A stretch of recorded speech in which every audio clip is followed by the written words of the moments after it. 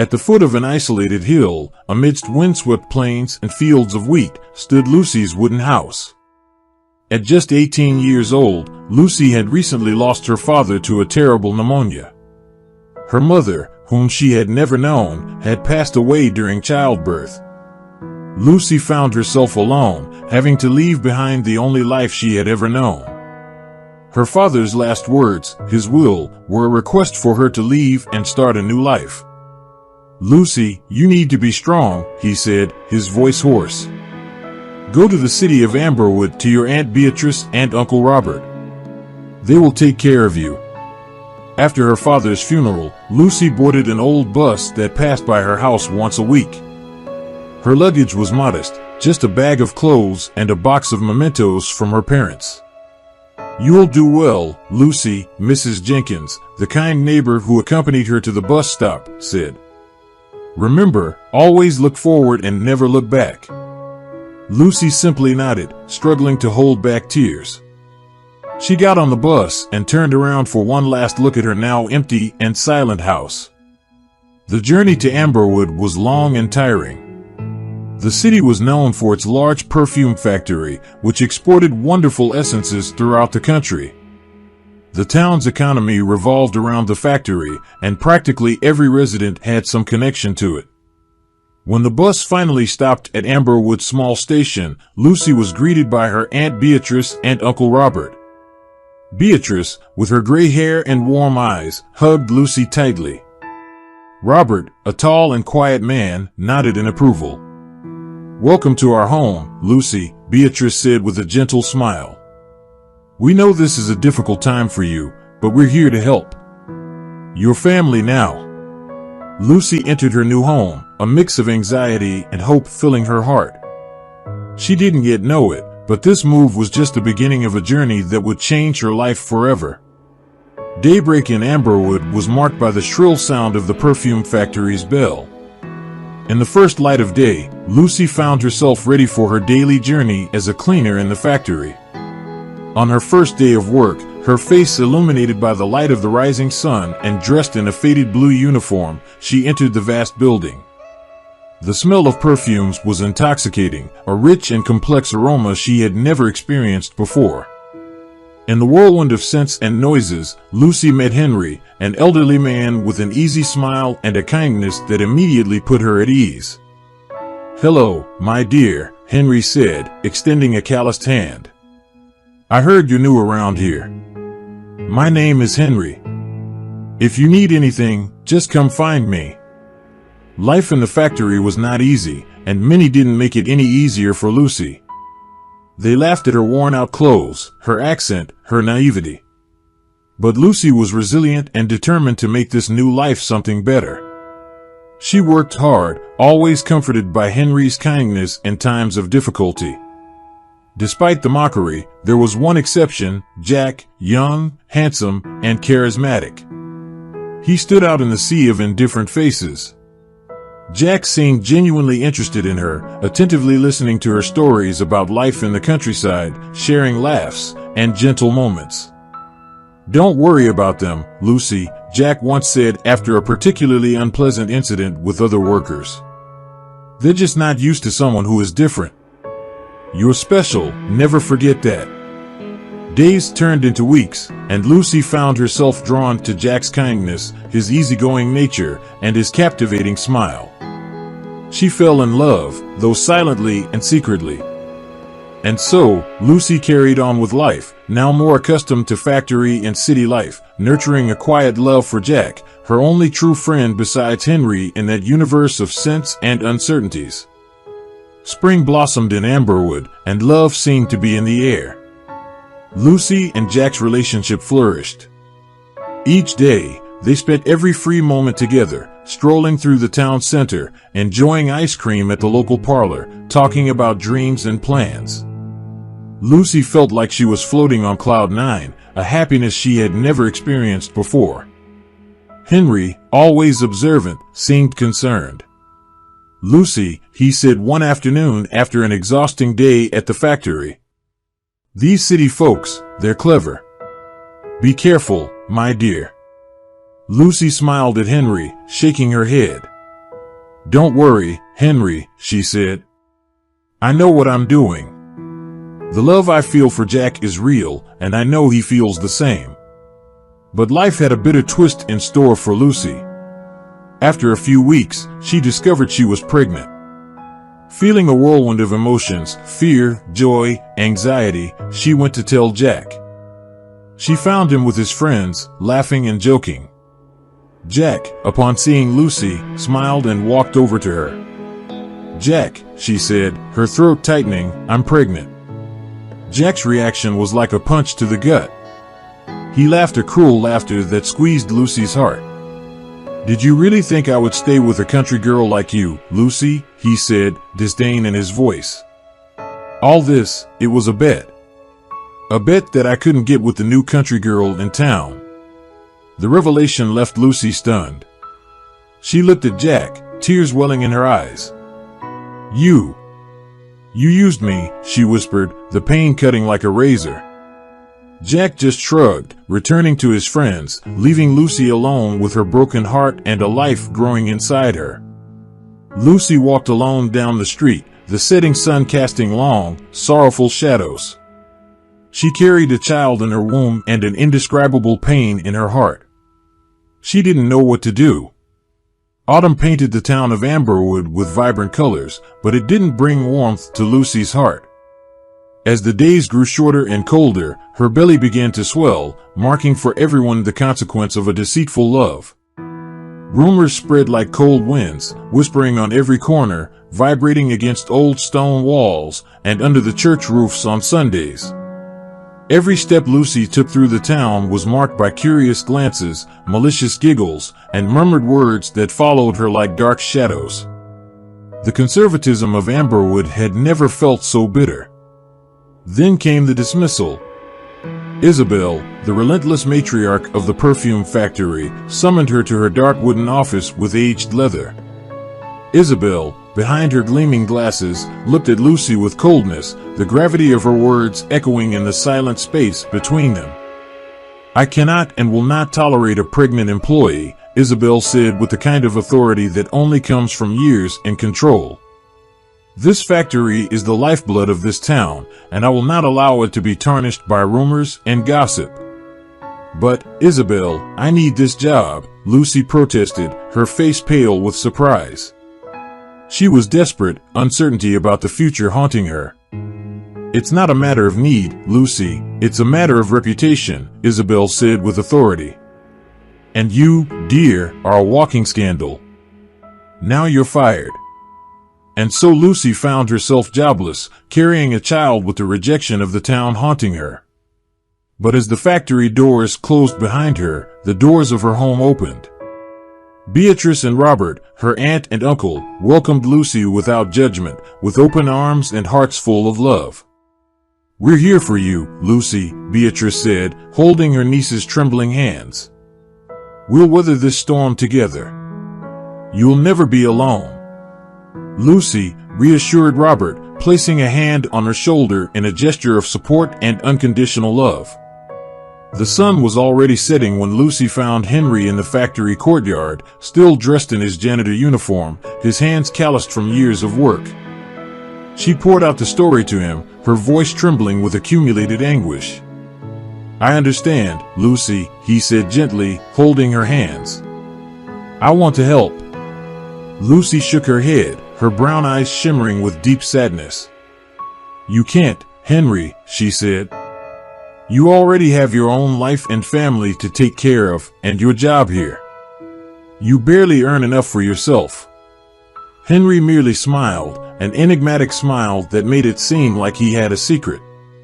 As if following a movie script, he revealed a fact that would change Lucy's life forever. "I am not just a janitor, Lucy," he said with a calm yet firm voice. "I am the true owner of this perfume factory." The shock and disbelief that spread across Lucy's face were almost comical. She stammered for a moment, unable to form a coherent response.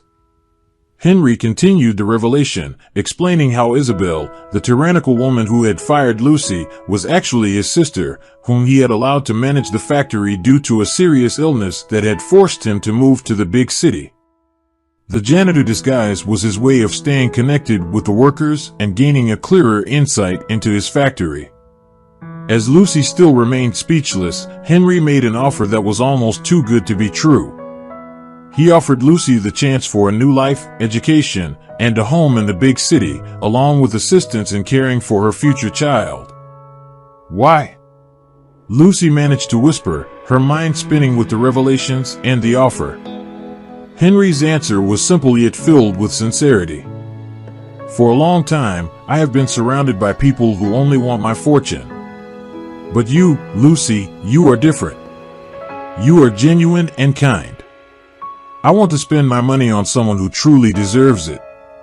As night fell over Amberwood, the town that had turned against her, Lucy found herself facing a new life full of hope and possibilities, thanks to an unexpected angel named Henry. Lucy's move to the big city was marked by conflicting feelings of anxiety and hope. The gleaming towers of glass and steel were a constant reminder of how far she was from her old home in Amberwood, but they also promised new opportunities, a fresh start. The house that Henry had arranged for her and the future child was modest yet comfortable, a true home away from home. In the first few weeks in the city, Lucy adjusted to the new rhythms of urban life. Henry's routine included regular visits to check on how she was adapting. It was during one of those visits that Lucy gave birth to a healthy baby boy, a beautiful little boy with dark hair and bright eyes.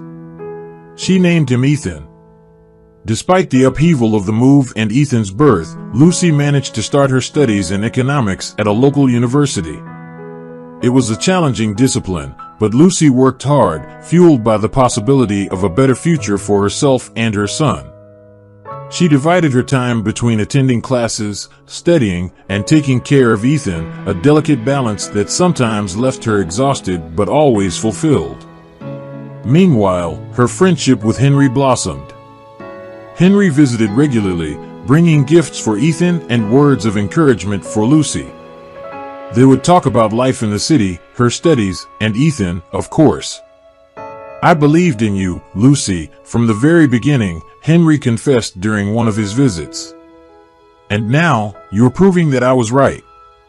Henry, Lucy said with a weary smile, you've given me and Ethan more than a chance. You've given us a future.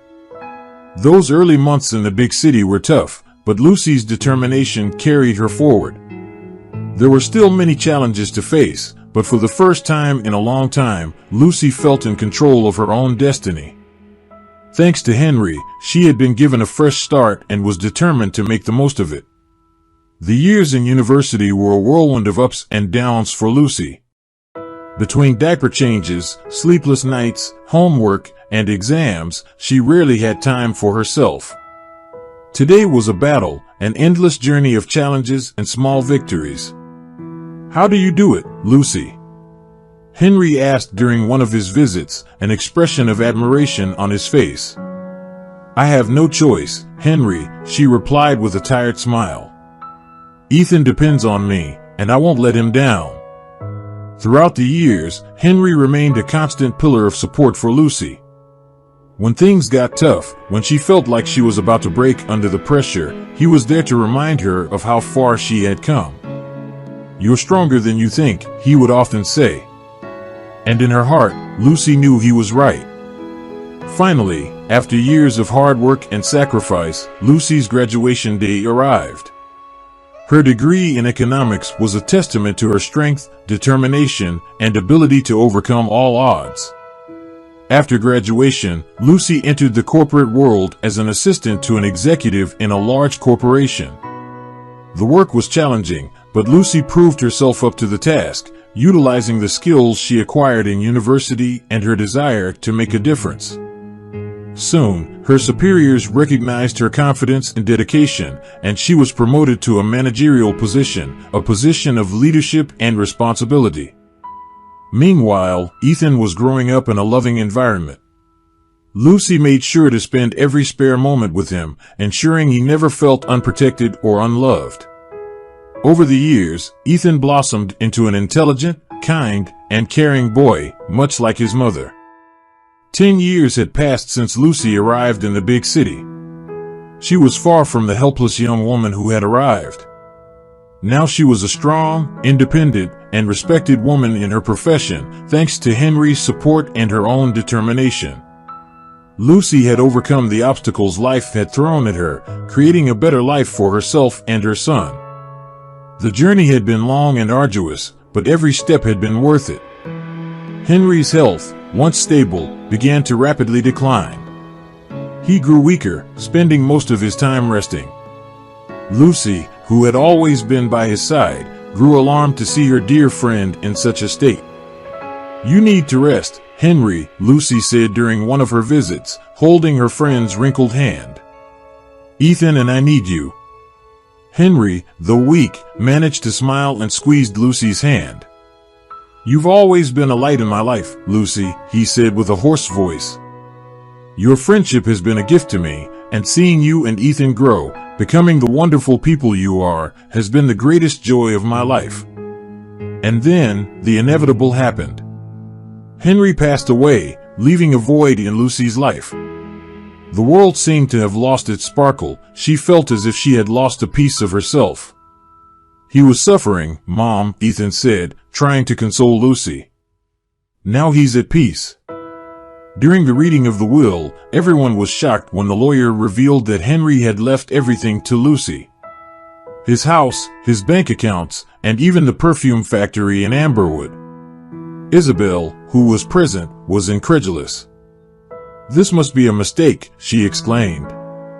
"Why would he leave everything to this nobody?" The lawyer simply shrugged. "These were Henry's final wishes," he said, and he made it clear that Lucy was like a daughter to him. Lucy, still in a state of shock, knew that a great responsibility rested on her shoulders. But for Henry's sake, she was ready to face it.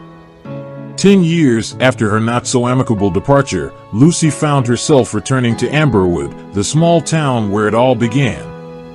Now a respected and successful businesswoman, she was faced with the same town that ridiculed, mocked, and underestimated her. The town was apprehensive about her return. They depended on the perfume factory, which was now owned by Lucy. Relocating the factory headquarters would surely mean ruin for Amberwood, a blow the town could never recover from.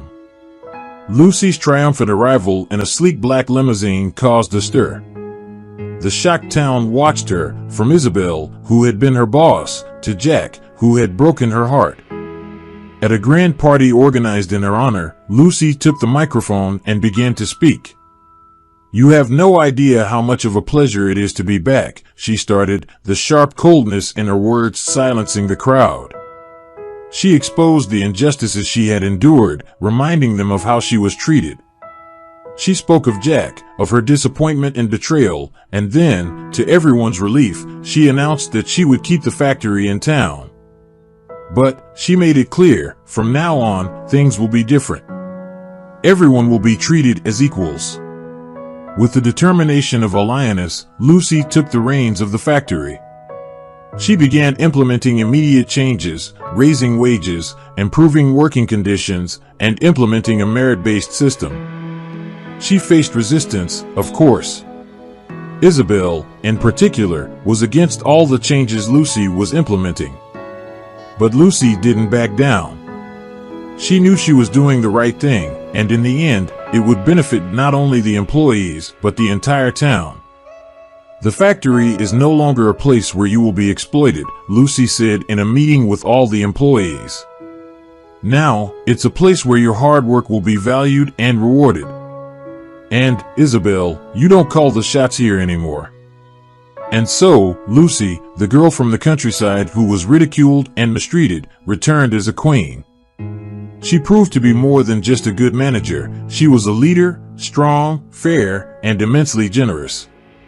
The town that underestimated her now looked at her with respect and admiration. From her luxurious office in the factory, Lucy watched Jack, now a mere factory worker, under her command. He was a shadow of the charming young man who had broken her heart all those years ago. One day, Jack gathered the courage to speak to Lucy. He found her in her office, asking for an opportunity to express his remorse. "Lucy," he began, his gaze downcast, "I'm sorry for everything that happened. I was wrong, and I understand if you never want to forgive me." Lucy stared at him for a long moment, her eyes hard. But then she sighed, her gaze softening slightly. "Jack," she finally said, "I forgive you. But that doesn't mean things can go back to how they were. We are different people now." Jack nodded, unable to hide the disappointment on his face. Lucy felt a twinge of sadness in her heart, but she knew she was doing the right thing. Lucy embarked on the arduous work of transforming the perfume factory. She knew she had the opportunity to ensure that no other young woman would go through what she had faced. Lucy paid particular attention to the treatment of women in the factory. She implemented stricter policies against harassment, increased maternity leave, and established a mentoring program for young female workers. During her overhaul, Lucy uncovered a series of irregularities in the factory's accounts. Isabel, her former boss, had embezzled large sums of money. The discovery made Lucy furious, but she remembered Henry and decided not to take drastic measures against her late friend's sister. Instead of firing Isabel, Lucy chose to demote her to the position of janitor. Isabel protested, but in the end, she had to accept the role, having no other choice. "Isabel," Lucy said, looking into the eyes of her former boss, "this is your second chance. Make good use of it." And so, Lucy brought the justice she had longed for, creating a safer and more equitable work environment for all. The humble young woman from Amberwood had become the protector of those who, like her, could be victims of injustices. The perfume factory in Amberwood had a new lease of life under Lucy's leadership. She had become a beacon of justice and equity, contrasting vividly with the toxic environment that existed before her arrival. As the company thrived, Lucy also ensured that her son, Ethan, had the secure and prosperous life she never had. Ethan grew up loved and respected, free from the discrimination and judgment that Lucy faced when she was young. At the end of the day, after a long day of work, Lucy would sit in her office chair and pick up a photo of Henry. The image was a constant reminder of the kindness of a man who had changed her life forever. She ran her fingers over the surface of the photo, tracing Henry's features. "Thank you, Henry," she whispered, her voice filled with gratitude and affection. "I did it," she added, a radiant smile appearing on her face. With the photo in her hands, Lucy leaned back in her chair and looked out the window of her office. Amberwood, the town that once rejected her, now relied on her, and she was more than ready to face the challenge. Thank you for joining us today on Deep Stories. Be sure to like and subscribe and hit that notification bell so you don't miss out on our next video.